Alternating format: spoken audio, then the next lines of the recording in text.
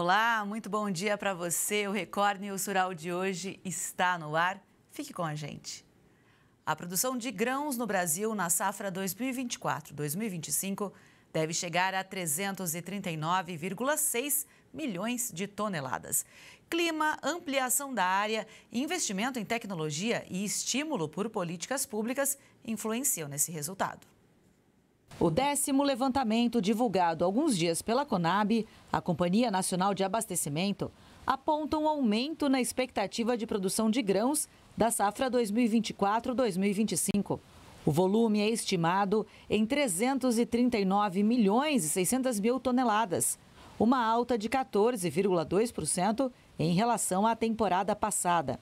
Para a companhia, o resultado reflete a combinação de fatores como clima favorável, ampliação da área plantada, maior investimento tecnológico e estímulo por políticas públicas. A área cultivada no Brasil registrou um aumento de 2,3%, com um total de 81,8 milhões de hectares nesta safra. A área de soja, principal cultura em expansão, cresceu 3,2%. A produção do grão deve ser de 169,5 milhões de toneladas, um avanço de 14,7% em relação à safra passada. Já o milho, somando as 3 safras, tem produção prevista de 132 milhões de toneladas, o que representa um crescimento de 14,3%. O arroz com colheita encerrada apresenta recuperação e deve alcançar 12,3 milhões de toneladas, alta de 16,5%. O feijão tem a produção total estimada em 3,15 milhões de toneladas, 1,3% inferior ao ciclo anterior, mas com bom desempenho na primeira safra, que cresceu 12,8%. O algodão tem produção prevista em 3,9 milhões de toneladas de pluma. O crescimento de 6,4% na produção reflete o aumento de 7,2% na área cultivada. Já o trigo, ainda em plantio em boa parte dos estados do sul, registra redução de 16,5% na área e expectativa de produção de 7,8 milhões de toneladas. As exportações brasileiras de ovos cresceram 192% no primeiro semestre. Em receita, o aumento foi de 216%. Entre janeiro e junho deste ano, o Brasil embarcou 24.900 toneladas de ovos, incluindo produtos in natura e processados, um volume recorde, 192% a mais que o mesmo período de 2024. A receita obtida com as vendas também foi recorde, de 57 milhões e 800 mil dólares nos 6 primeiros meses de 2025, montante 216% superior ao obtido em igual intervalo do ano passado. Só em junho foram embarcadas 6.500 toneladas, número 308% maior que o mesmo mês de 2024. Em receita, a alta foi de quase 289%. Os Estados Unidos são o principal destino, seguido de México e Japão. Levantamentos do CPEA apontam que no mercado interno, os preços dos ovos vêm caindo na maioria das regiões acompanhadas pelo Centro de Pesquisas. O período de férias escolares faz com que parte da produção seja direcionada ao mercado doméstico, pressionando mais os valores. E os preços da carne de frango começaram julho em queda. O cenário ainda sofre influência da gripe aviária. Os valores mais baixos foram registrados em todas as regiões acompanhadas pelo CPEA. Pesquisas indicam que a pressão vem da oferta acima da demanda, reflexo das restrições às exportações brasileiras impostas por alguns países, depois da confirmação de um caso de gripe aviária em granja comercial registrado no Rio Grande do Sul em maio. Pesquisadores ressaltam que, apesar de alguns parceiros retomarem as compras gradualmente, o mercado doméstico ainda não conseguiu um equilíbrio entre oferta e procura.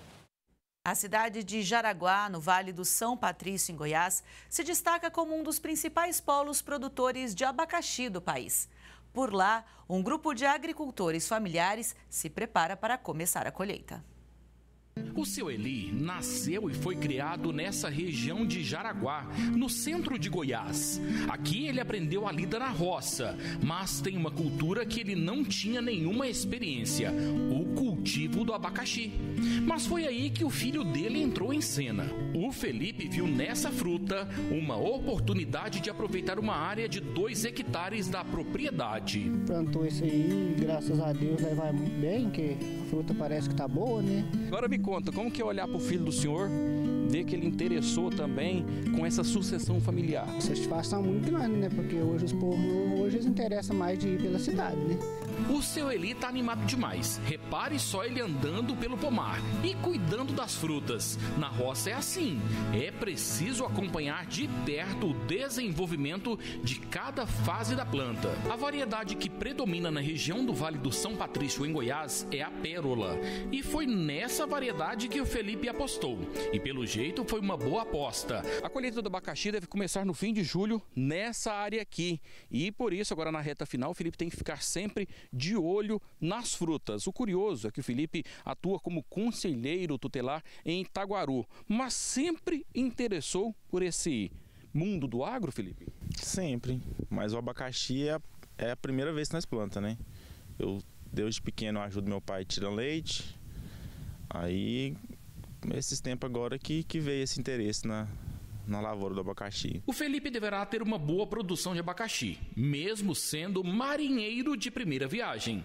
E mesmo levando um tempo para conseguir ter retorno do investimento, apostar em abacaxi está sendo rentável, viu?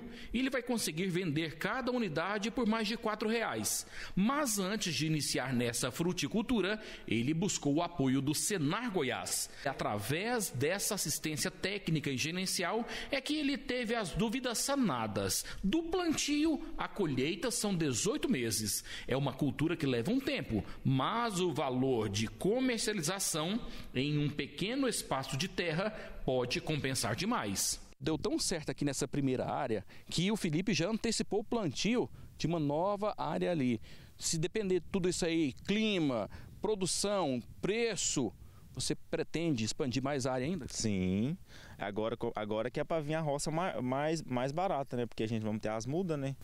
Não vai ser preciso de comprar as mudas, não vai ser preciso de pagar frete, porque a próxima roça pretende ser por aqui mesmo, por cima.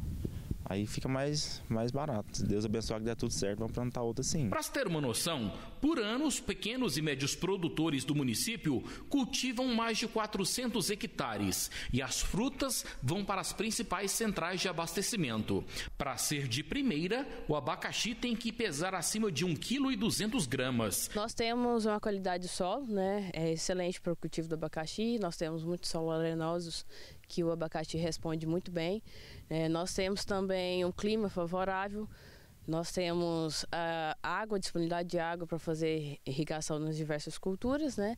E nós temos também a nossa localização, né? Jaraguá está numa rota ali excelente, então nós conseguimos escoar nossos produtos, né, para os mercados Brasília, Goiânia, São Paulo de uma forma mais fácil. Se tudo continuar assim, combinando solo, clima e esforço do produtor, Jaraguá, no Vale do São Patrício, em Goiás, continuará sendo o melhor produtor de abacaxi pérola do Brasil. Isso comprovado por uma pesquisa da CEAGESP, a maior central de abastecimento do país e que fica em São Paulo. Quando o comerciante tem, né, um fruto, aí a pessoa pergunta onde que é, não, de Jaraguá. Então a pessoa faz questão de comprar. Um agricultor familiar de Mato Grosso produz mais de 200 quilos de alimento por semana numa área dentro da cidade. Com dificuldade para conseguir mão de obra, ele conta apenas com a ajuda do filho. Pode até parecer improvável, mas uma grande produção agrícola está localizada no coração de um bairro industrial. Nos fundos de uma madeireira, surgiu uma verdadeira horta urbana que abastece mercados e distribuidoras de Sinop e região. O cultivo começou há alguns anos, quando Wilson recebeu uma proposta impossível de recusar. Eu trabalhei 40 anos em madeireira, né? Aí o meu patrão arrendou a madeireira e pediu se eu queria tomar conta da área aqui, manter a área limpa para não criar mato, né? Aí eu comecei, geralmente nós produzimos bastante quiabo, pepino, caipira, né? Hoje a área de plantio é ampla e diversificada. Entre os alimentos cultivados estão quiabo, pimentão, berinjela, maxixe, pepino e mandioca. Toda semana são colhidos mais de 200 quilos de alimentos frescos, que já abastecem até mesmo outros municípios. Para dar conta de tudo, Wilson conta com uma pequena equipe, mas essa força de trabalho não é simples. O produtor relata que a contratação de mão de obra para as atividades no campo tem se tornado uma tarefa bastante desafiadora. Que hoje em dia se pega um jovem para trabalhar no sol quente, geralmente é pessoas mais de uma idade, né, que são acostumados, já vieram de serviço, né? Foi diante dessa dificuldade que Wesley Tenuti, o filho mais velho, decidiu mudar de vida, deixando a correria urbana para apoiar o pai e mergulhar na rotina da agricultura. Eu sou formado em Direito e trabalhei no comércio local por um bom tempo, mas de um tempo para cá meu pai precisava de uma ajuda aqui na horta, né, de uma mão, na questão da produção, entrega, né, nas questões de gerencial também. Então eu vim para dar esse suporte para ele e acabei gostando bastante, tanto da parte de gerencial quanto da parte da produção mesmo aqui a campo. A produção agrícola da família se tornou a principal fonte de renda e conta com o apoio técnico de empresas como a Empaer e o Senar, instituições voltadas para o fortalecimento da agricultura familiar. Nesta semana, a propriedade recebeu a visita de merendeiras da Rede Municipal de Ensino de Sinop, que foram conhecer de perto a origem dos alimentos usados na preparação das refeições escolares. É uma rede, o nutricionista prepara o cardápio, os produtores produzem, selecionam, tem todo um cuidado e as merendeiras preparam e servem às crianças. Para a merendeira Lauriana, o momento de aproximação das trabalhadoras com os agricultores traz melhorias na rotina corrida de preparação da comida das crianças. A gente sempre vinha e ficava só dentro de uma sala, né? E hoje a gente saiu. Eu amei. A gente vai saber como foi o trabalho, né? De chegar até ali, onde que a gente pega para fazer para as crianças. A safra de citros já foi encerrada e, apesar do baixo volume exportado de suco de laranja, a receita foi recorde. A safra 2024-2025 de citros no Brasil terminou oficialmente no mês passado. De acordo com dados do CPEA, um fato chama a atenção. O volume de suco de laranja exportado pelo país foi o menor da série histórica da SESEX, iniciada em 1997. Mas a receita com os embarques foi recorde. Dados compilados pela Citrus BR apontam que foram embarcadas 745.500 toneladas, uma queda de 21,7% em relação à temporada 2023-2024. A expectativa do setor é que a demanda internacional se restabeleça. Porém, com a estagnação do consumo e os efeitos ainda não definidos dos aumentos das tarifas pelo governo norte-americano, o mercado ainda está incerto. Até o momento, pesquisadores do CPEA afirmam que o impacto da elevação de 10% nas tarifas, implementada em abril, foi minimizado pela oferta restrita do Brasil, que sustentou os embarques. Nesta safra, o acúmulo de divisas oriundas das exportações foi extremamente favorável, o que permitiu ao setor uma capitalização importante frente aos desafios futuros. Na comparação com a safra anterior, a receita com as exportações foi recorde. Cresceu 28,4%, totalizando 3 bilhões e 48 milhões de dólares. O mundo vive um momento em que as mudanças climáticas tornam urgente a redução das emissões de gases de efeito estufa. E a ajuda pode estar mais fácil ou mais perto do que a gente imagina. Uma pesquisa desenvolvida pela Embrapa e pelo Fundecitrus identificou que cada hectare de produção de frutas cítricas do cinturão citrícola remove 2 toneladas de carbono da atmosfera por ano, em média. Para falar mais sobre esse assunto, a gente conversa agora com Lauro Rodrigues Nogueira Júnior, que é pesquisador da Embrapa Territorial. Muito bom dia, Lauro. Bom dia, Ingrid. É um prazer aqui. Obrigado pelo convite de estar com vocês aqui para poder trazer informações para o agronegócio. É isso, a gente aqui agradece a sua presença e eu já te começo perguntando, vocês desenvolveram, né, essa pesquisa sobre a estocagem de carbono nos pomares de laranja, mas o que é que motivou esse trabalho? Vocês partiram de onde?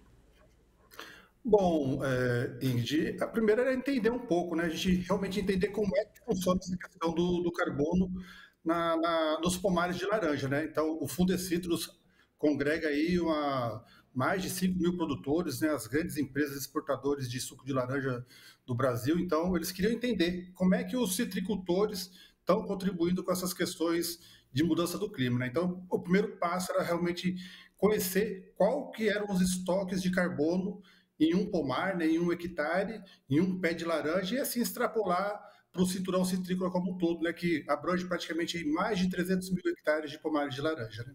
Bom, a pesquisa revelou que cada laranjeira fixa, em média, 4,28 quilos de carbono por ano. Então, cada pezinho desse que a gente está vendo, 4 quilos de carbono por ano. Como é que vocês chegaram nesses resultados?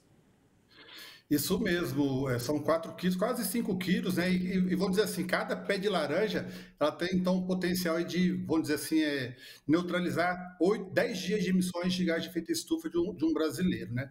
Bom, o trabalho foi um trabalho bem assim consistente, né, em parceria que a gente falou com o Fundecitrus, mas também tivemos outras instituições, né, que participaram, professores da Unesp, né, também, para poder ajudar a gente a entender um pouco. Então a gente foi a campo, né, em 8 pomares de laranja, pomares comerciais de empresas também que foram parceiras do projeto, né?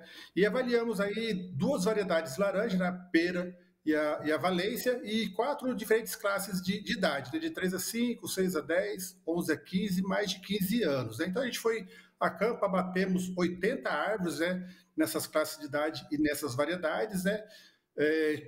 Separávamos folhas dos galhos, do tronco, tiramos também as raízes das laranjeiras, né?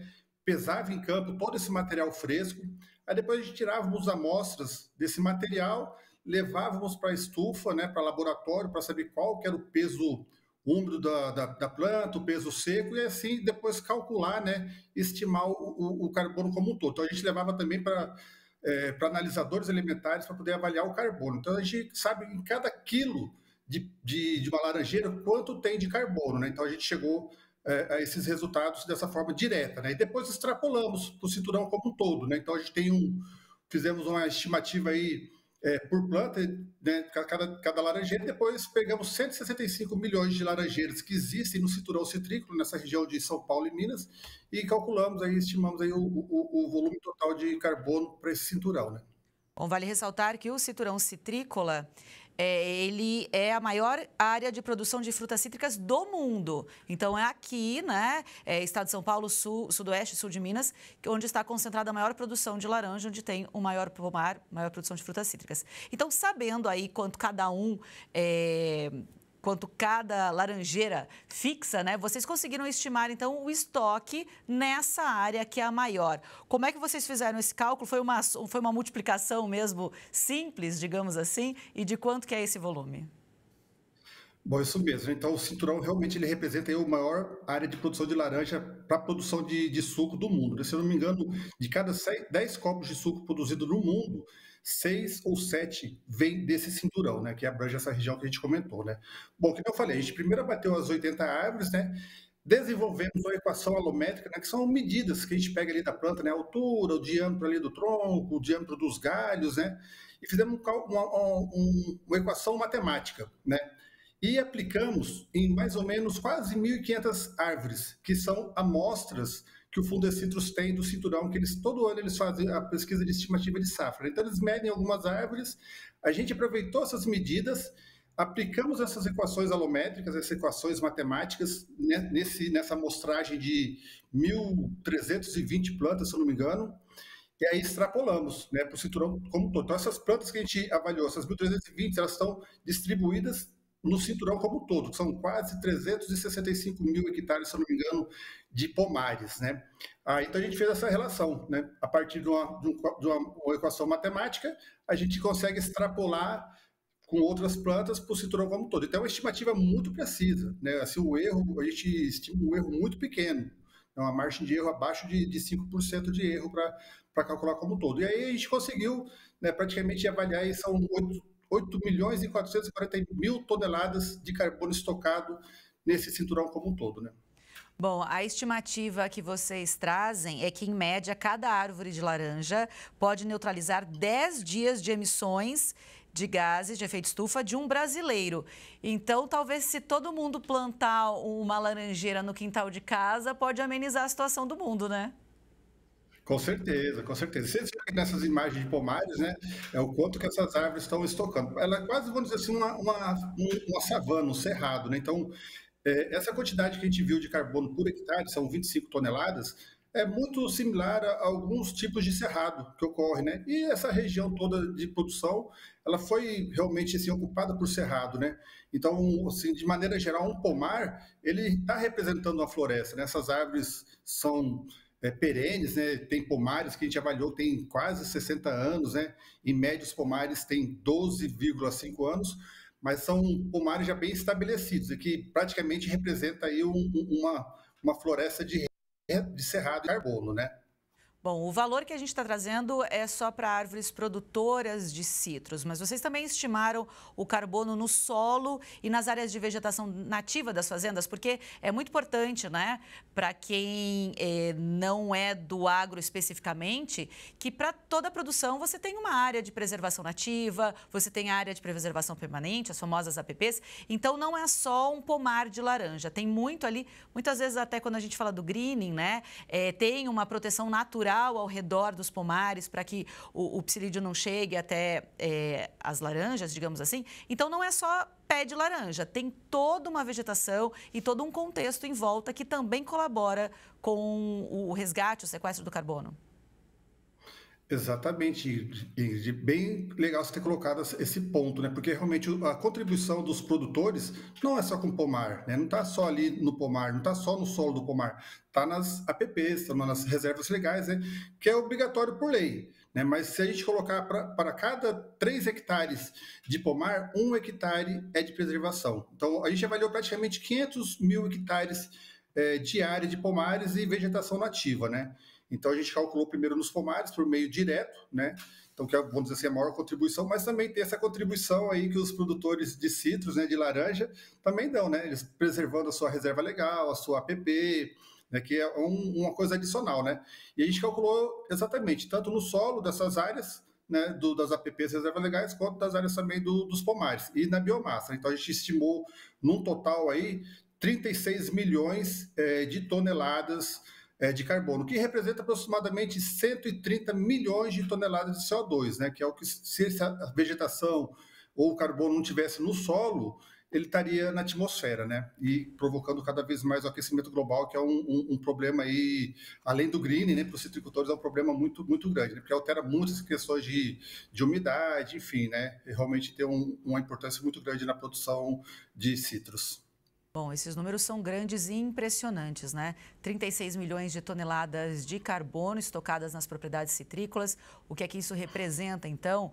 E como isso colabora com o combate às mudanças climáticas? Bom, isso é uma quantidade muito grande, né? A gente estimou que, se eu não me engano, isso equivale a aproximadamente 8 anos de emissões de gás de efeito estufa da cidade de São Paulo, né? Só para fazer um comparativo, né? Porque a gente traz esses números, né, de carbono, mas o que representa, né? Então, representa que realmente os citricultores, né, a cadeia produtiva dos citros, realmente está empenhado, né, em colaborar com a mudança do clima, né? Isso, em termos de emissões, é muito grande, né? E a gente calculou só o estoque, né, só para entender, a gente não chegou ao sequestro, né, porque a gente teria que fazer a contabilidade ali de quanto que é usado de insumos, operações de maquinário, pessoal, enfim, né? Mas só para a gente ter essa linha de base e posicionar o setor como um grande aliado aí no combate à mudança climática, né? É interessante que a gente percebe outras culturas, né? Por exemplo, como o café, que também tem esse trabalho interessante. A partir dessa pesquisa com o Fundecitrus, com as laranjas, outras culturas também podem ser pesquisadas que também devem colaborar com esse estoque. Sim, até é legal você ter colocado, porque a gente tem aqui dentro da Embrapa Territorial também outros colegas que trabalham com o assunto, né? A gente também fez uma pesquisa sobre café, né, em Rondônia, nas matas de Rondônia, né? Esse a gente foi um pouquinho mais a fundo, a gente conseguiu calcular a pegada do carbono, né?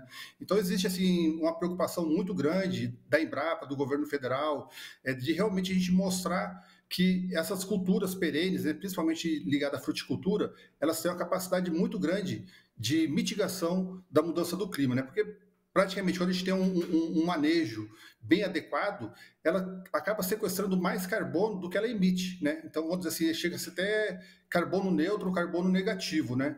Então, isso é muito importante, a gente está avaliando não só a cultura citrícola, mas também outras culturas, né? E existe também já no Brasil outras iniciativas já também para o setor de fruticultura, né? A gente falou agora há pouco, né, sobre o fim da safra da laranja.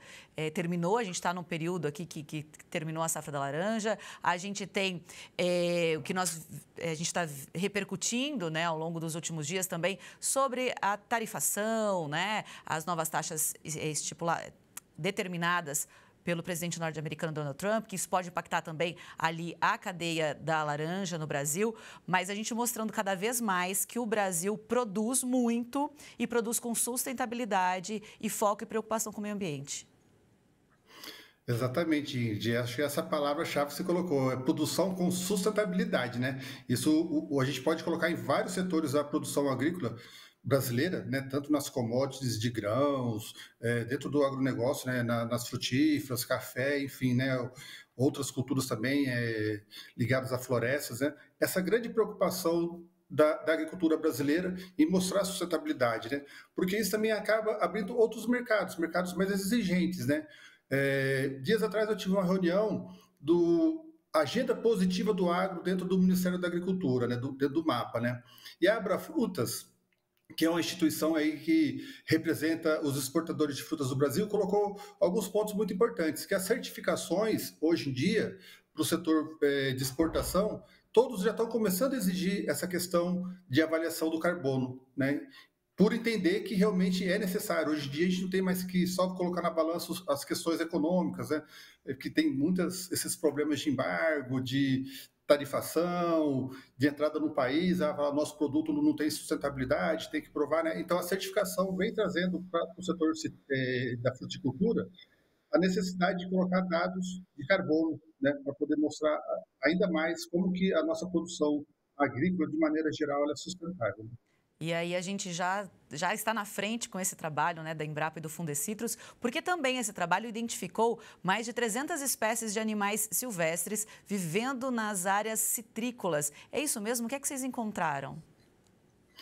É isso mesmo, viu, Ingrid? Isso é interessante, né? Porque realmente a gente quer mostrar a contribuição ambiental, né? Que era um dos gargalos que a citricultura tinha de realmente, a gente quer mostrar nosso produto. Então a gente pensou em duas grandes temas importantes, né? O carbono e a biodiversidade, né? Aí focamos principalmente na biodiversidade da fauna. Então realmente fizemos um trabalho aí em 5 propriedades do cinturão, né? Distribuída nos grandes setores, né? Norte, sul, noroeste, centro e sudoeste, né? E fizemos uma avaliação em cada propriedade de 10 dias, né? Em diferentes épocas do ano, período seco e período chuvoso, né? Período quente, período frio, né? Mais ou menos, né? Intercalando, e fizemos essa detecção, né? De mais de 300 não lembro de cabeça, viu, Ingrid, mas mais de 300 espécies, são 200 e poucas espécies de aves, avifauna, mais de quase 30 mamíferos, né, e mais de 20 espécies da herpetofauna, que são os anfíbios e os répteis, né. Isso mostra, né, que além, né, de ter carbono, também temos uma biodiversidade muito importante, né. Em algumas propriedades, para você ter uma ideia, a gente encontrou algumas espécies ameaçadas de extinção, gravemente ameaçadas de extinção, que estão em livros vermelhos aí da biodiversidade, né. Isso é muito importante, né, porque você consegue entender que a propriedade citrícola também tem esse poder, né, essa capacidade aí de também contribuir com a preservação da biodiversidade, né, que é um dos grandes temas aí na pauta ambiental do mundo, né. Isso prova que o pomar é produtivo, é saudável, né, e que a gente está fazendo as coisas da maneira como elas têm que ser feitas. Lauro, muitíssimo obrigada pela sua participação. Eu que agradeço, Ingrid, estamos sempre à disposição para trazer informações aí para o nosso agronegócio. Muito obrigada, um ótimo dia para você. Até logo. Até. Essa edição do Record News Rural vai ficando por aqui. Muito obrigada pela sua audiência e companhia. Uma ótima semana. Até a próxima.